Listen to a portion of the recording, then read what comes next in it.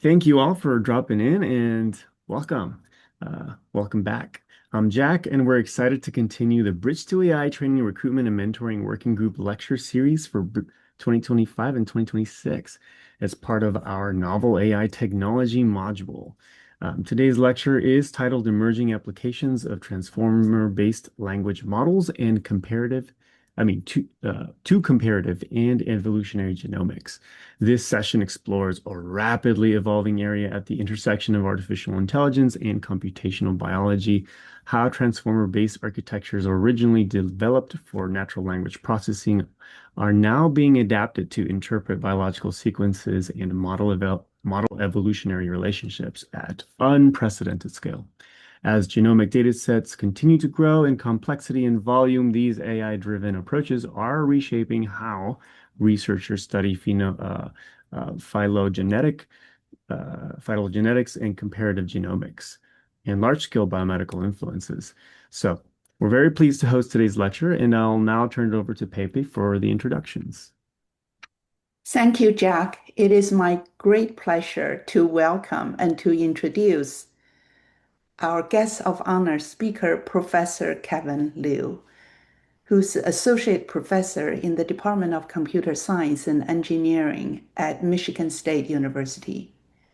Professor Liu is also affiliated with Michigan State's Ecology, Evolution, and Behavior program, as well as their Genetics and Genome Science program. His research program sits at the intersection of computer science, comparative genomics, computational biology, bioinformatics, where he develops scalable algorithms and computational frameworks for analyzing complex biological datasets and reconstructing evolutionary histories. Professor Liu completed his PhD in computer science at the UT Austin and later conducted additional training at Rice University. Over the course of his career, he has contributed foundational work essential in phylogenetic network reconstruction, sequence analysis, genome scale evolutionary modeling, and computational methods for biomolecular data interpretation. His work has helped advance scalable approaches for studying non-tree-like evolution histories and large-scale comparative genomic systems. You can see that Professor Liu brings a uniquely interdisciplinary perspective that bridges AI, algorithm development, and evolutionary genomics.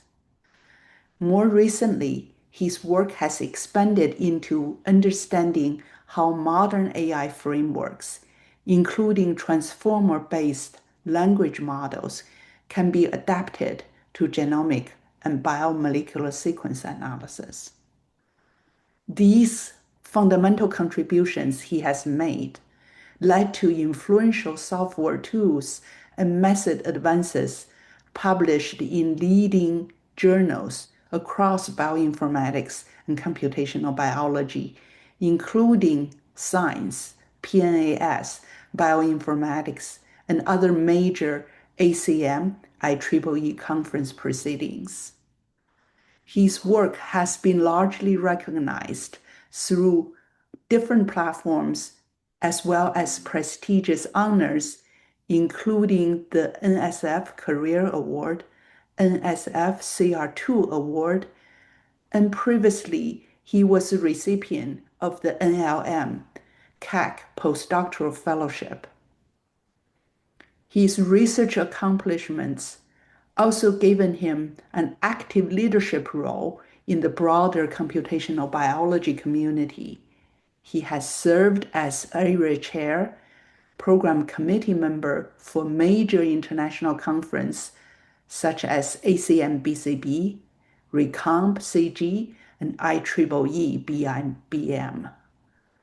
Beyond these scientific contributions, Professor Liu has also demonstrated a strong commitment to mentorship, and workforce development, training numerous graduate and undergraduate investigators, researchers, including many trainees from groups historically underrepresented in the science fields.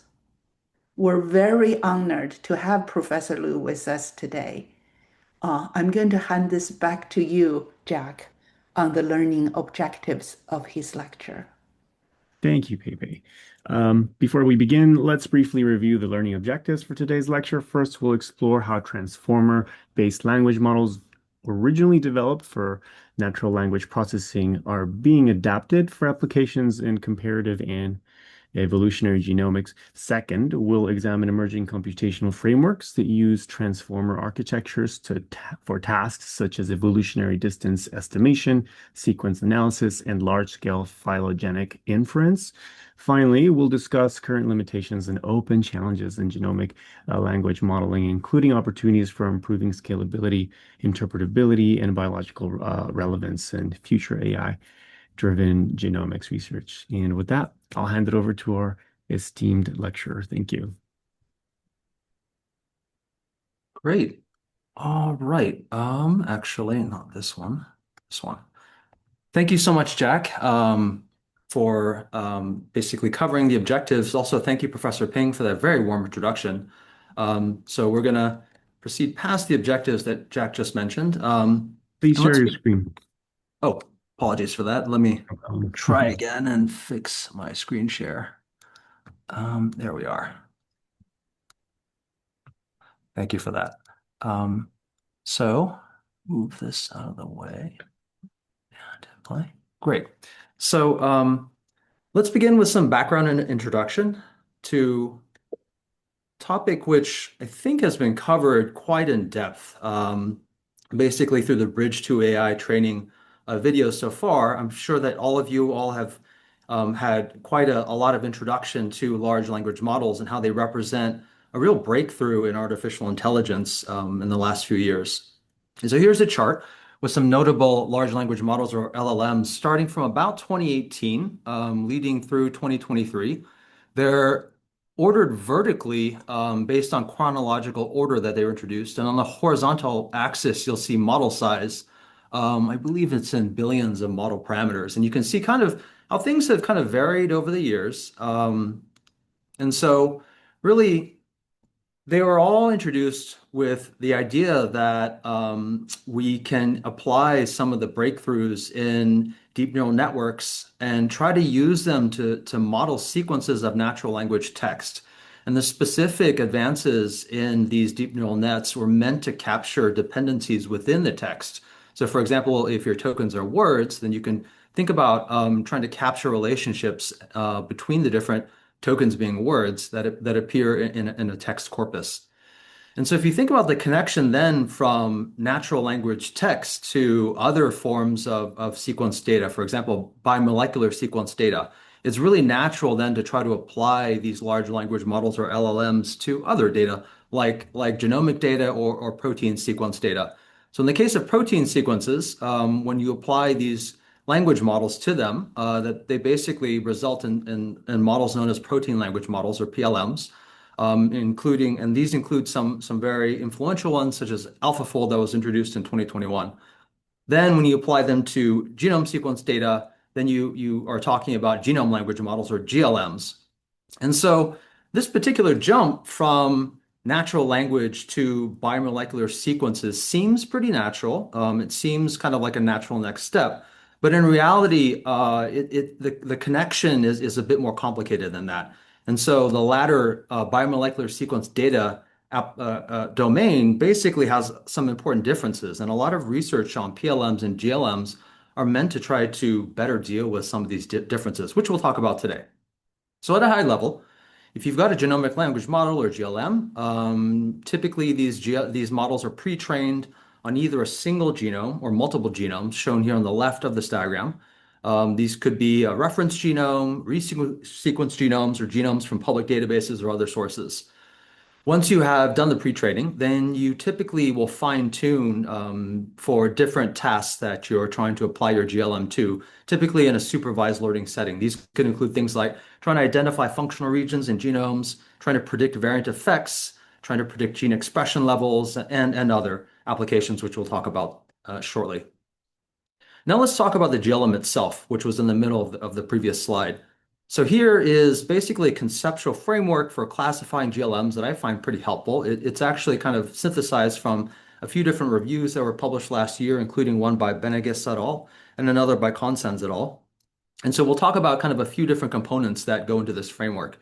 First off, you've got data that you're doing the training on, which can differ depending on what the goals are that you have for developing your GLM. Then the GLM can differ in terms of the architecture of the language model that's applied for modeling your biomolecular sequence data, here for us, genomic sequences. And then the training itself can utilize different training objectives. There's two pretty popular ones that we'll talk about. Once you have your trained model, commonly people will try to analyze it using interpretation analyses as well as benchmarking experiments. And we'll talk about each of these as well in turn. Let's begin with data. So when you're trying to think about training up your GLM, there's a bunch of different choices to make. One of the main choices you need to think about is whether or not you're going to be sampling one or multiple species or different structure populations. Then again, you can also try to think about trying to focus the genomic sequences depending on what specific questions that you're trying to study. And this could also mean that you could also be trying to focus your sampling to emphasize certain genomic loci across your different sample genomes. Sampling density also matters. So you can think about differing numbers of genomes that you're trying to sample across the different species or population that are included in your training corpus. And finally, an important question, which is actually a major focus of this talk, is the question about whether or not you think about sequence homology relationships within the genomic sequences themselves. And we'll talk about this in one sense, thinking about whether or not your sequences are treated as unaligned data, or if you've got alignments of your sequences, which then try to represent these sequence homology relationships. The second design decision that I talked about was for the model architecture aspect of GLMs. And so this can deal with both the base language model as well as kind of other aspects of the model and other refinements. So for the base language model, there are a few common choices. Transformer is definitely a popular choice, and it's actually the focus of the different GLMs that we'll talk about today. And there are other base models that you could select. These include state space models, other deep neural nets like CNNs, et cetera. And then you can also have models that try to blend these different kind of base models, resulting in a hybrid model. An important aspect of model kind of design is the question of how you deal with context dependence, because as I mentioned, this is an important aspect of some of these kind of recent large language models and how they're able to better model natural language and just sequence data in general. And so a lot of research has been trying to bridge the ability of these mechanisms for capturing within sequence context dependence that's limited in scope in terms of only capturing kind of shorter or medium range relationships to actually having long range context dependence being captured. There's actually another sense in which we'll talk about today. There's been technological advances trying to look at other dimensions of context dependence beyond just spatial relationships of tokens within an input sequence. Rather, we can also look at relationships among the different sequences and how different processes can kind of arrange their relationships across, in our case, evolutionary time. So we'll talk about this towards the end of the talk.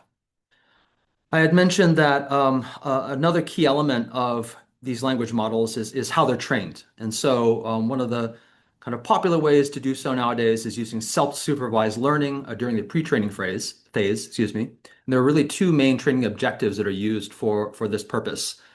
These are mass language modeling, or MLM, as well as causal language modeling, or CLM, which is also known as next token prediction. Once you've done the pre-training, as I had mentioned, there's often task-specific fine-tuning that occurs.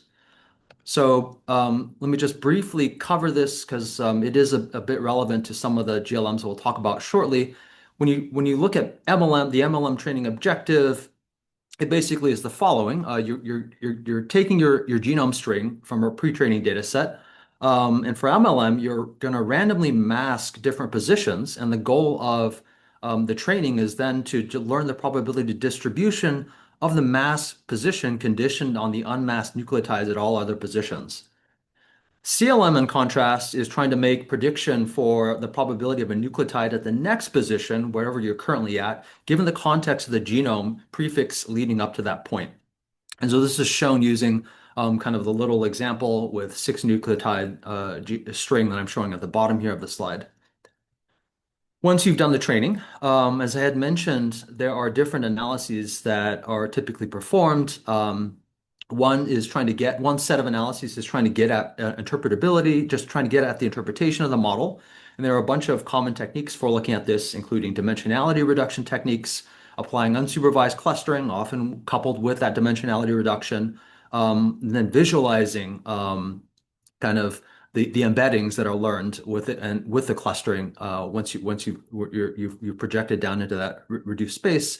There are also techniques for analyzing attention maps, as well as coupling the learned embeddings with simple, either kind of classical statistical learning techniques or machine learning techniques to try to probe the meaning of what was learned, as well as other techniques. And lastly, an important aspect of trying to evaluate what was learned is just trying to benchmark your trained GLM. And there are a bunch of different kind of considerations regarding benchmarking here. So things to think about include which performance assessments do you use? What are the different methods that you're trying to compare against? And then actually how do you perform them? And finally, the benchmarks themselves are also kind of a design question in and of themselves. So after kind of all this is said and done, it's worthwhile to think about whether or not to what extent the benchmarks adequately address the questions that are being asked and whether or not kind of more benchmark refinement is necessary. So there are a lot of different applications for GLMs, and we'll cover three that I think are the three categories of applications that are nicely summarized in the review of Benegas et al. From last year. The first of which is functional constraint prediction.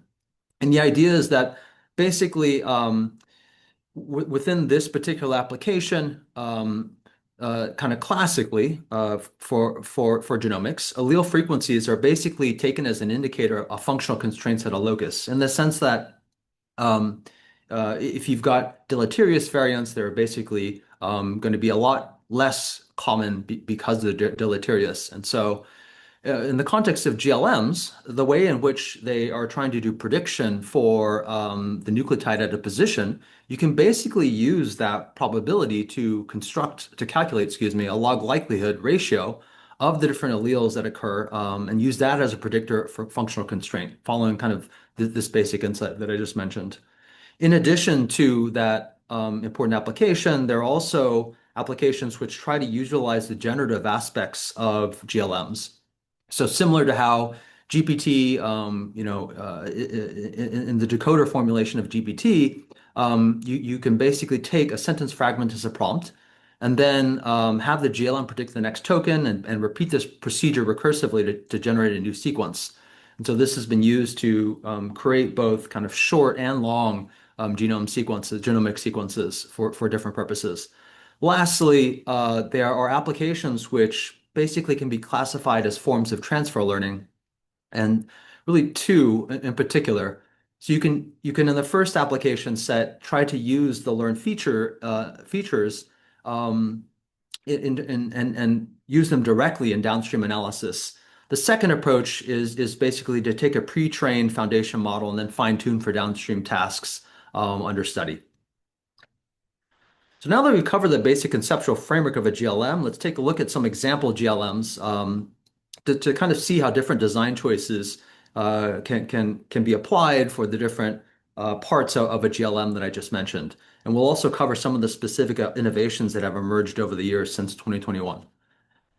So we'll talk about some early ones, basically DNA BERT, circa 2021, which which utilized a human genome reference genome for its training data set. And then later ones, which were introduced in 2024 and 2023, being DNA-BERT2, a nucleotide transformer, which took more divergent genome sequences from human and other species, as well as one from last year being LUCO1, which in fact took not only genome sequences, but other omics data, transcriptomes, as well as protein sequence data from a large number of species, and all of these taking on unaligned sequences as input. Lastly, I'll briefly talk about a recent advanced GLM, which actually takes in a full multiple sequence alignment over a set of genomes as input, and kind of what this represents in terms of GLM research today. Briefly, here's a view of just a few of these GLMs alongside other influential GLMs, where on the vertical axis is shown the training time in petaflop days. So about how expensive it is to train each of these different GLMs along the vertical axis. Then along the horizontal axis is model size in millions of parameters. So in yellow, you've got the transformer GLMs that we'll talk about, DNA-BERT, DNA-BERT2, as well as nucleotide transformer NT, alongside some other kind of contemporaneous ones as well. The first one that we'll talk about is DNA-BERT, which was among the early ones. There were others also introduced around that time frame in 2020 and 2021. The reason why we cover it first is its design has influenced later GLMs. And so DNA-BERT uses a bidirectional encoder representation from Transformers model, which basically has essentially a transformer encoder-based architecture. Following pre-training on via mass language modeling, then the authors applied task-specific fine-tuning for different purposes. Here is a schematic diagram just showing you the design of this kind of early GLM. So beginning with your input sequence, they use an overlapping k-mer-based tokenization of the input sequences, then couple the token embedding with a positional embedding to get the input embedding, which was then passed to the GLM itself, kind of the hidden layers within it. And so the model architecture basically follows the original design of BERT itself. There are 12 transformer encoder layers with 768 hidden units and 12 attention heads per layer. And at the last layer, the embedding is used as the latent representation as the output for the GLM. And that will then be used for task-specific fine-tuning, whatever other downstream analyses are needed. And so the authors of this study, they conducted a performance benchmarking study for a bunch of different tasks. Here are results just for one particular task, that of predicting transcription factor binding sites. And so what we see here along the y-axis is accuracy for this particular task, and they assess the accuracy of not only DNA-BERT, but a bunch of the other methods for this particular task that were kind of state-of-the-art at the time. And so DNA-BERT returned the best accuracy overall for this particular task. Briefly, here is another prediction task from their benchmarking study, being functional constraint prediction. Mean accuracy along the y-axis across 78 benchmarking data sets are shown for DNA-BERT in blue, as well either with or without pre-training, in comparison versus CNN-based methods shown in red. And so DNA-BERT was able to return better accuracy across for this particular task as compared to these other state-of-the-art methods. Subsequent to that, the authors of DNA-BERT and the co-authors introduced the successor GLM being DNA-BERT2 in 2024. Several new features were introduced, and these include the following. First off, their pre-training data set included a lot more species beyond human, 135 in fact. They also introduced new model enhancements, including an alternative tokenization procedure, as well as attention mechanism enhancements, and an alternative algorithm for the fine-tuning procedure. Briefly, the alternative tokenization procedure looks as follows. At the top here, I've got kind of the overlapped k-mer tokenization procedure at the top, which the original DNA-BERT used. Instead, they could have used non-overlapped k-mers. But in fact, this DNA-BERT2 GLM utilized byte pair encoding, which is a pretty simple idea. It basically is kind of a compression scheme, which takes a look at, in this case, the DNA string and tries to analyze substring frequencies and basically represent the more frequent ones using their own tokens. That's the basic idea behind it. Pretty simple idea. Um, and so kind of as a standard, they basically assess the performance of DNA-BERT2 using now a bunch of different benchmarking data sets that involved a bunch of different prediction tasks and classification tasks here shown. Um, and they compared the performance of DNA-BERT2 against not only the original DNA-BERT, but another contemporary GLM at the time, the nucleotide transformer, or NT, which we'll cover just briefly, just in a few minutes. And so these differed in terms of a bunch of different aspects, in terms of the number of parameters, the number of the amount of compute time that was required for training, and other aspects of them. Briefly, here are the results across basically all of the benchmarking data sets that I just mentioned. There are a bunch of them. They they assessed performance of these different GLMs after fine-tuning using either Matthews correlation coefficient or F1 score, depending on the specific benchmark. And here are the average such performance assessment statistics for each of the different methods across each of the different benchmarking data sets. In bold on each row, on each column, excuse me, is the best performing method, and then underlined is the second best performing method. And so what you can see is that DNA-BERT2 outperforms these other existing GLMs for many of these benchmarks, or is competitive with some of these other ones for many of them as well. I'll briefly talk about that one GLM that I just mentioned, being nucleotide transformer or NT. It was released around the same time as DNA-BERT2, and it's kind of unique. One of its unique aspects is just simply its sheer model size. So it's bigger than DNA-BERT2 by over an order of magnitude, and it still stands as one of the largest GLMs in terms of number of parameters. In addition to that, its pre-training data set was also quite a bit larger and more divergent than DNA-BERT2's as well. So there were something like 6 times more species sampled from its pre-training data set as compared to DNA-BERT2. And so that's some interesting aspects about GLMs at that time.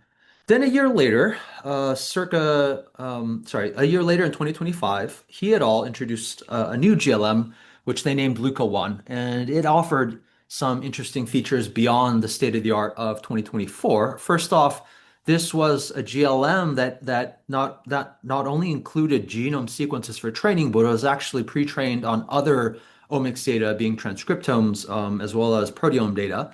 And in addition to this kind of interesting aspect that it was pre-trained on multi-omics data sets, it also sampled species from basically across the tree of life, and a large number of them as well, 169,861 species. So the evolutionary divergence of its pre-training data set was very, very large. Its model size, in fact, was similar or just slightly smaller than the nucleotide transformer or NT model. Here is a flowchart illustration just showing you some aspects of the design of the LUCA1 GLM. You'll see that basically many of these elements recall the earlier transformer GLM designs. So beginning with the training data, which I just briefly talked about just a second ago, you have a transformer-based design, which is used for pre-training, given the pre-training corpus.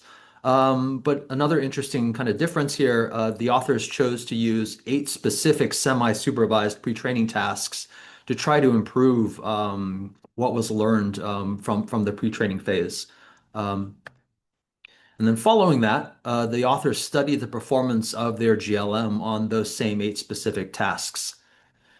Here is just one result from their benchmarking experiments. This specific task under study was basically a binary classification task, which was trying to see if a pair of DNA sequence and protein sequence, pair of consisting of a DNA sequence and a protein sequence, were either correctly matched or mismatched. And basically, here in this particular table, LUCA1's performance for this classification task is shown via several different type 1 and type 2 error assessments. versus DNA BERT2, and it outperformed DNA BERT2 using each of these different assessments. And so kind of what I've covered pretty quickly is a survey of GLMs showing you a particular research direction. What you're seeing is these researchers essentially trying to explore what's referred to as the scaling hypothesis. Just intuitively, briefly, what this means is just bigger is better. Bigger meaning more model parameters, more training data, more omics data types, more sampled individuals, and more species and more divergence. And there's also another commonality across the GLMs that I've showed you so far. They're basically treating the genome sequences used for training as input, essentially as unaligned. And so we'll talk about now these two aspects of these GLMs and how they relate to comparative genomics, because essentially these different GLMs that I'm showing you, whether or not they take in a single genome or multiple genomes from potentially multiple different species, they are essentially comparative in the sense that, if they do take in genomes from multiple different species, this already is putting what is learned by the GLMs into the context of a comparative modeling. And so one of the findings from these different studies was essentially that sequence diversity is a good thing, both in terms of sampling diversely from populations of a single species, as well as trying to get multiple species for training a GLM. So the commonality then is basically these different species. They're essentially treated as a set. Their genomes are, and the GLM isn't trying to explicitly capture relatedness amongst the different individuals within a species, nor across different species. And so the learned relationships really are just implicitly learned in the sense that the embeddings for similar species, they can be similar, even though there's other caveats that can arise. And so recall our discussion just a few minutes ago about the different design choices that can be made for GLM architecture. And I mentioned just one in particular being how advances in language modeling, many of them are trying to better account for context dependence that arises within the input sequences themselves. And so there's been a lot of research along these lines. So the GLMs that we talked about, as I just mentioned, they basically deal with an input that consists of one or more unaligned genome sequences, and each sequence is essentially independent of another in the setting in the sense that there's no explicit mechanism to talk about the relationships amongst them. And so the transformer model, for example, it's using its attention mechanism to capture spatial context dependence within each input sequence. And so the learned context representation, it's going to express the extent to which one token attends to another token in the input sequence. But otherwise, it is going to be assuming that the input sequences are unrelated and there's no explicit dependencies across the different sequences to worry about. But really, kind of just even looking at this picture, you're getting this idea that this assumption is a bit simplifying and limiting in a way, because under the modern synthesis, really nothing's unrelated. And so in comparative and evolutionary genomics, in fact, the focus is really to try to study the relationships between sequences, organisms, and other biological systems. So there really is another aspect of context dependence that's fundamentally important to study here. Basically, we need to think about evolutionary relationships across evolutionary time, not just spatial relationships within sequence space itself. And so one way in which genomics and other fields can represent these relationships is via a multiple sequence alignment, or an MSA, where if you're trying to line up positions based on sequence homology, it's basically trying to think about kind of context dependence of these different biomolecular sequence, the different positions within DNA sequence data along this evolutionary time dimension. And so ultimately, these relationships take the form of a phylogeny, which could be a tree or other graph. And so to talk about advances in GLMs that look at this question, I need to take a brief detour to talk about related work in protein language models. One in particular being MSA Transformer, which basically was one of the first PLMs to try to think about dealing with temporal time-based dependence, in the sense that it took in a multiple sequence alignment and try to learn a PLM from it, a language model from it. Um, and the basic idea is that it's a basic idea within, I guess, just proteomics itself that if you've got protein sequence variation in a protein family, it's going to be indicative of evolutionary constraints that are constraining protein structure within that family. And so you can use one as a proxy for the other. And so classical modeling research in this domain has applied this insight to try to analyze multiple sequence alignments and make inference about coevolutionary signal as a means to make predictions about protein structure. Um, and so prior to the introduction of this PLM MSA transformer in 2021, many of the PLMs looked at modeling protein sequences just as single unaligned sequences while accounting for within sequence context dependence without thinking about relationships amongst different protein sequences within a family per se. Um, I will add that around this time frame in 2021, also AlphaFold was introduced. It did include an Evo former block, which basically kind of has some of the same design and has some of the same motivation as the MSA transformer itself. But I'll be focusing on MSA transformer because it's kind of a nice, clean PLM that lets us talk about kind of this question of trying to model different types of context dependencies within space and time.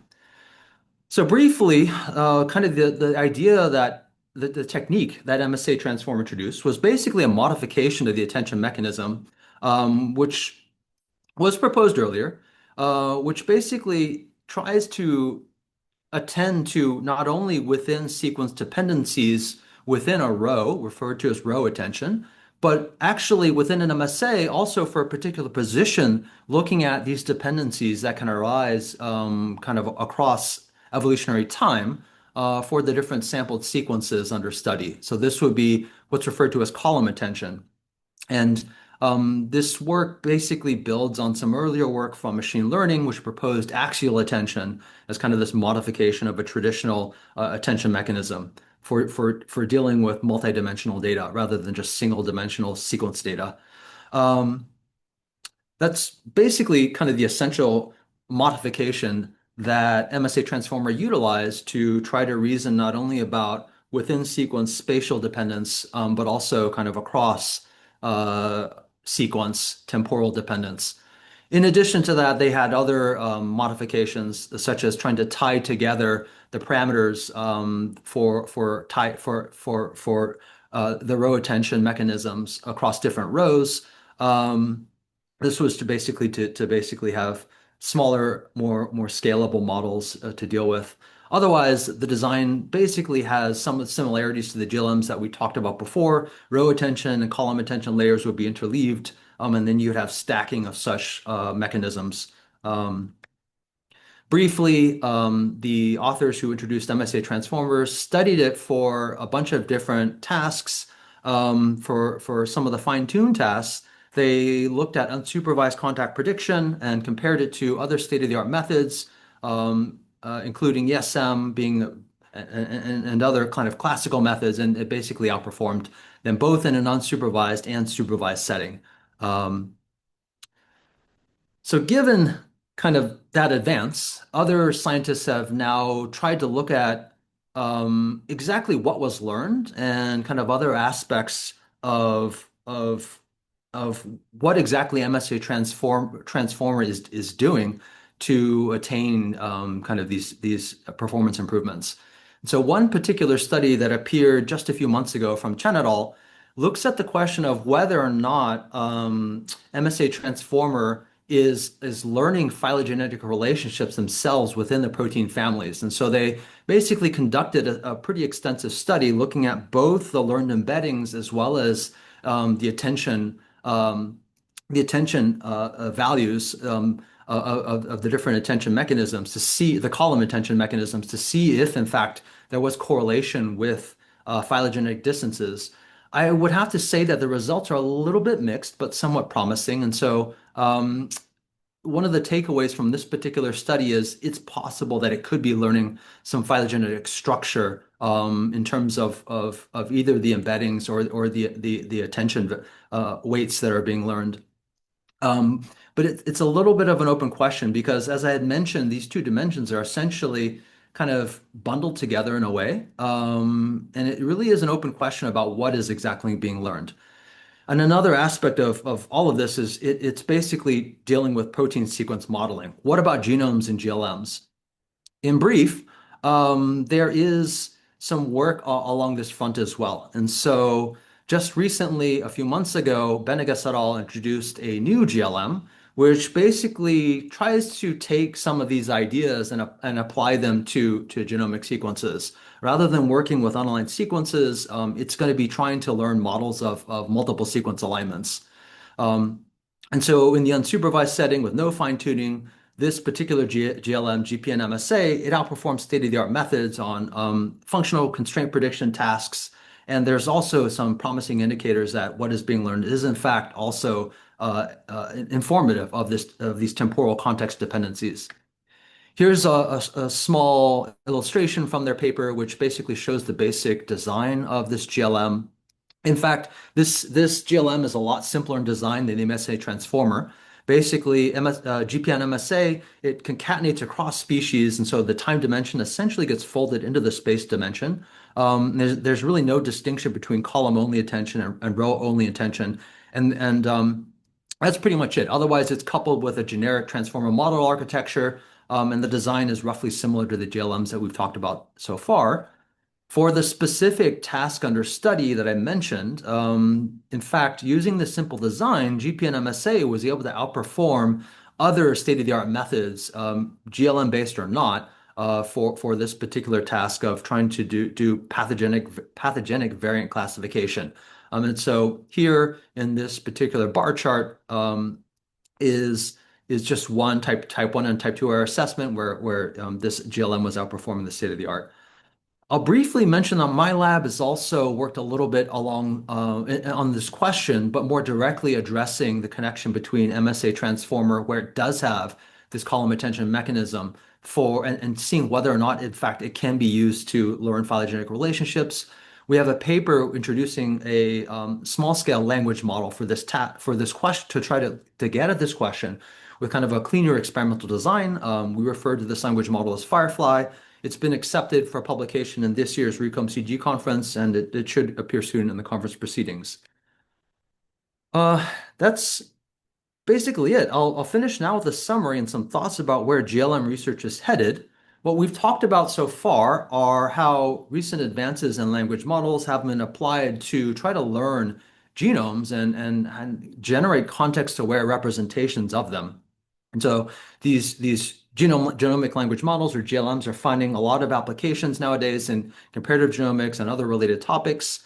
And so there's a lot of questions that have followed, and one of them that I've highlighted is this question of trying to learn about different types of context dependencies, not only across sequences, but also across evolutionary time, and trying to disentangle these two.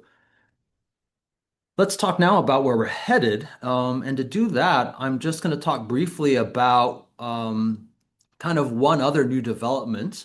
And so some of the team that developed AlphaFold has now basically developed a new GLM referred to as Alpha Genome that appeared just a few months ago this year.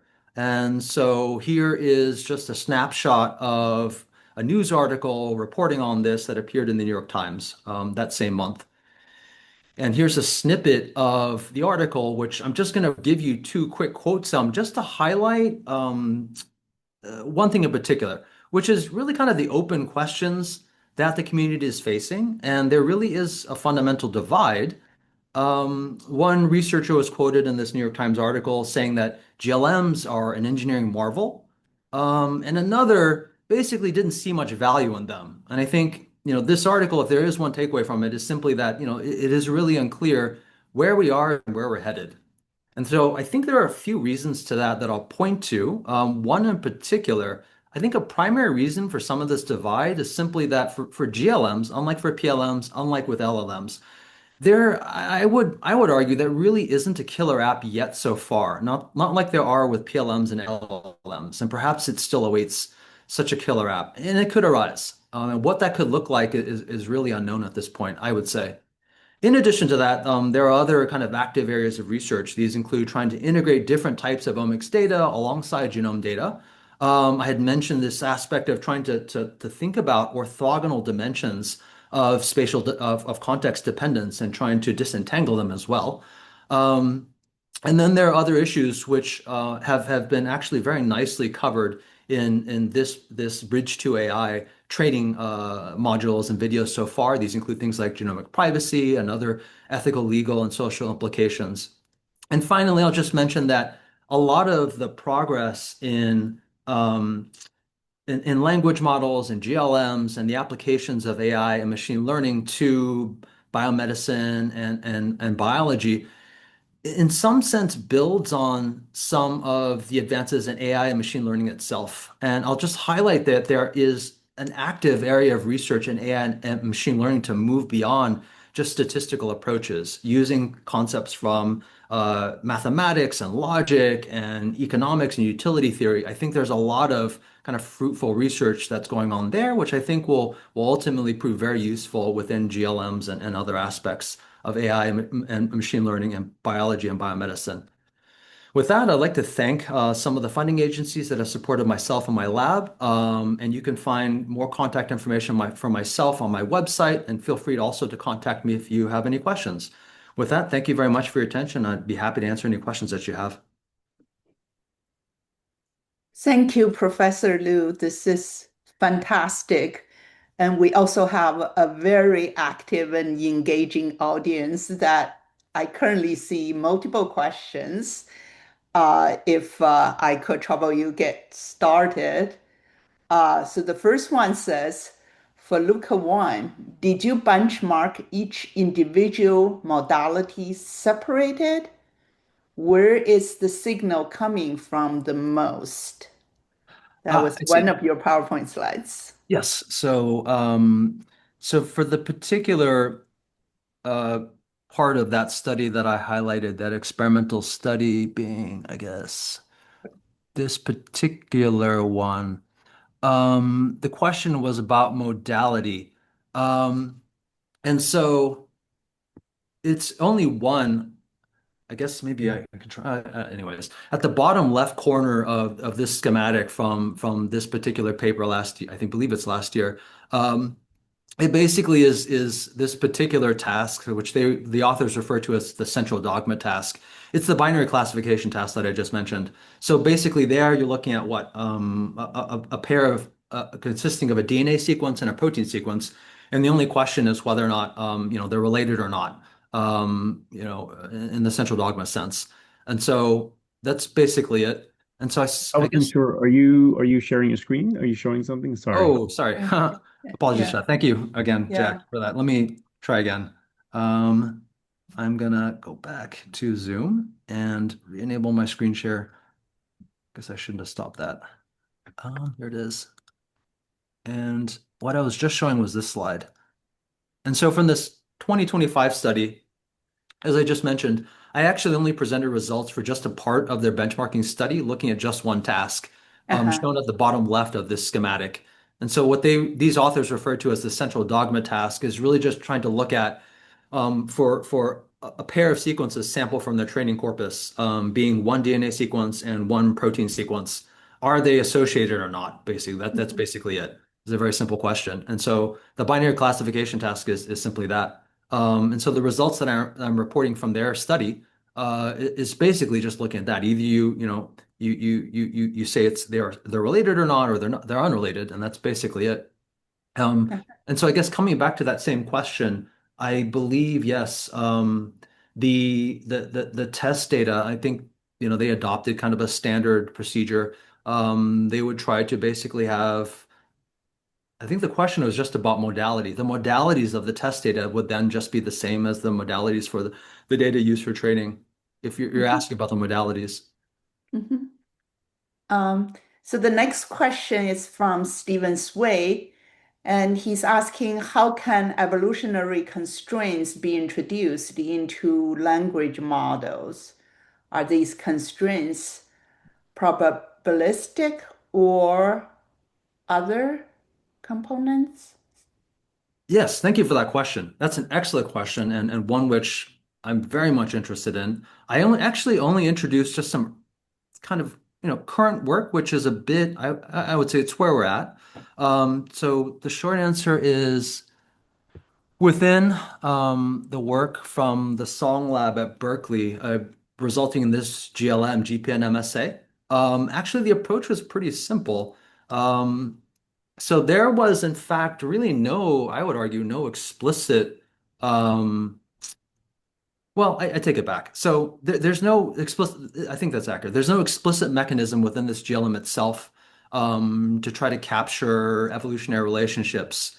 I would actually go back and maybe talk about the PLM instead. And so the question that Chen et al. Was asking just a few months ago, and the study published just a few months ago, was, is the column attention mechanism here capturing evolutionary relationships amongst the different taxa, be it species or populations or whatnot, that are represented by the genome sequences from which these genome sequences of the rows are what they're representing. And the short answer from their study, their conclusion was yes, it is. In fact, they found that uh, both the embeddings themselves and some, not all, but some of the attention heads were actually pretty well correlated with phylogenetic relationships for the species from which the genome sequences are taken. Um, I would say their results were a bit more mixed. And the reason I say thank you for that question is it is definitely a very interesting open question whether or not either this design or some other design of either a transformer or language model can capture such a relationship. And I don't think I have a slide with this, so I'll just maybe say it verbally. Here within our IMPRESS study, this IMPRESS publication that covers our recent study, basically we're trying to do just that. We've added essentially what's referred to as a learnable phylogenetic bias module, where there's a component that's trying to basically better reason about the structured relationships, pairwise relationships that can only arise via tree, whereas it really is unstructured in the column attention.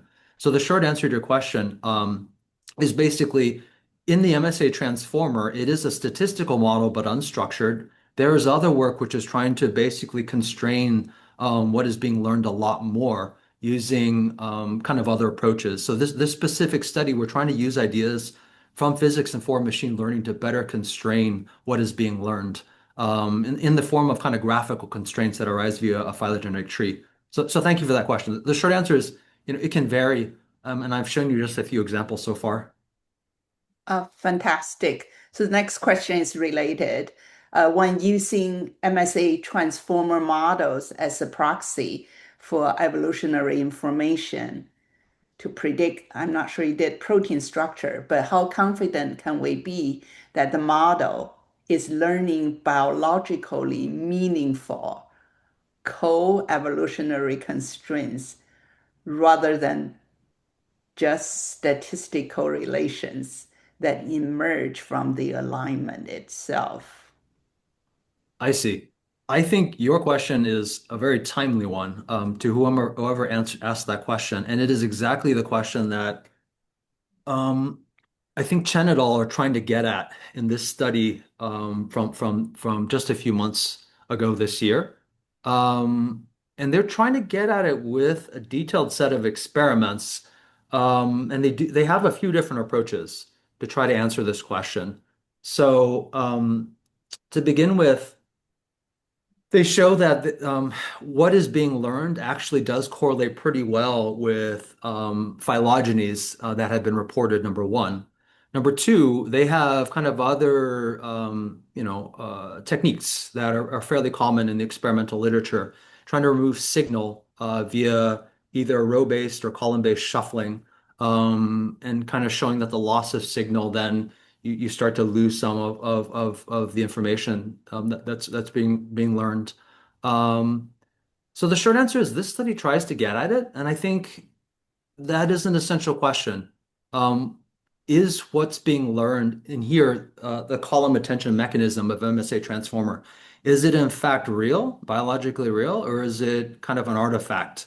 I think the results are a bit mixed from this study, but there are ways which I think our study tries to attempt. Another thing I'll mention is you can try to kind of from an engineering perspective remove some of the spatial within sequence dependence using synthetic simulations and see how this impacts what is being learned. And so some of our study tries to get at this with its experimental design. I think the short answer is, in fact, yes. Once you kind of strip that out, what is being learned actually does correlate pretty well with real, what could be real phylogenetic signal. So there are ways to get at this question, and I think some of the emerging studies are trying to do this, but it is still very much an open question. Very good. Thank you. I have another question from Ursha Idem, and he's asking in MSA transformer architectures, how do you think about the trade-off between the axial attention and column attention when you're modeling multidimensional evolutionary dependencies? Uh, Yeah.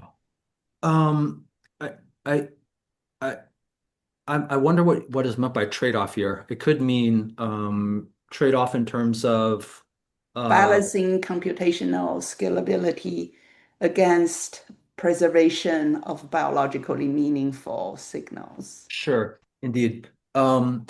So I would agree that kind of adding in column attention and row attention basically can adds more model complexity, kind of increases the training time. It has some scalability impacts. But I think what these authors showed in 2021 is that it has some powerful benefits trying to analyze aligned sequence data rather than unaligned sequence data. Sequence homology here is very much helping this kind of classical contact prediction task, especially in the unsupervised setting. I found this to be kind of a pretty amazing result at the time. Um, so there are clear benefits if you're just focused on kind of this specific task for proteomics. Um, yeah. So I think there is a trade-off. That is correct. Um, but I think one of the clearer takeaways from this particular study is that basically reasoning about relatedness, evolutionary relatedness, across the different parts of here, the protein sequences that you're dealing with is actually highly useful. And the motivation of that was basically clearly spelled out very well by the authors. It is a very classical motivation that's built into kind of these more the earlier modeling work prior to these PLMs. So the earlier models that were state of the art prior to PLMs, they were looking at exactly this and showing its benefit. And so I think the MSA transformer is just very cleanly trying to implement this idea in the context of a PLM using column attention and showing its benefit there. But you're right, there's a trade-off. More parameters, kind of more training time, kind of, scalability hit. But I think they achieved their study aims. Um, Thank you, Dr. Liu. I think we still have time for maybe two questions. And Sure. I like this one a lot, so I'm going to ask this one. A lot of these methods, the MSA transformer, MLM, modality specific token for LLM ingestion, are borrowed from the pure, I guess, AI computational field, which is or which are very strong. However, these models are more so data driven than about learning the underlying biomedical priors or learning representation that reflect biomedical insights. How did you sharpen representations towards underlying biology in your study? and maintaining these data-driven learnings from the methods? That's a great question. This is deep. Yeah, that question I think is really at the heart of some of the divide that I mentioned, right? I mentioned this kind of divide reflected in this New York Times article from January this year. Um, in terms of these language models being applied to either protein data or genomes, there is this kind of issue with, you know, is it capturing anything biologically interesting or not? And to some extent, I had mentioned this issue of a killer app. I think the fact that some of the PLMs, that they're doing so well in terms of some of the prediction tasks, I think that is kind of why maybe for PLMs there's less of a concern with this. I would also add that with GLMs they don't have that, as I mentioned, but there's another difference here, which I really didn't have much time to focus on, but which is really important. I only briefly mentioned that, I think the heart of the question is the type of data that these PLMs and GLMs are being trained on.